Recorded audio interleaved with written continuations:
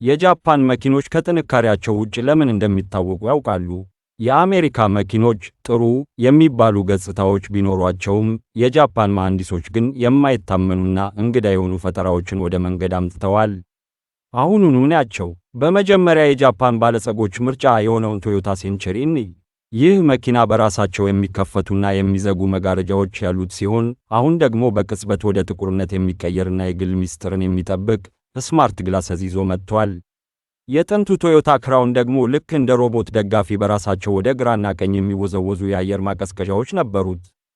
ሆንዳ ደግሞ ሆንዳ ሲቲ በተባለው ትንሿ መኪናው ውስጥ ታጥፎ የሚቀመጥ ሞቶ ኮምፖ የተባለ ስኩተር ጨምሮ ነበር።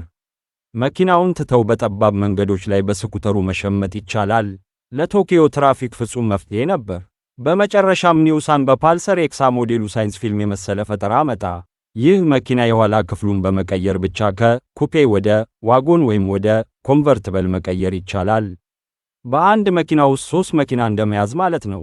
እነዚህ የጃፓን እንግዳ የሚመስሉ ሐሳቦች እንዲያውም መኪናን ከትራንስፖርት በላይ ያደረጉ እጅግ ብልህ ፈጠራዎች ነበሩ። ከነዚህ ውስጥ መኪናው ላይ እንዲኖር የሚመኙት የትኛውን ነው? ስኩተር ያለው መኪና ወይስ ቅርጹን የሚቀይር? ሐሳባችሁን በኮሜንት አጋሩኝ። ለተጨማሪ አስገራሚ የመኪና መረጃዎች ፎሎ ማድረጋችሁን እንዳትረሱ።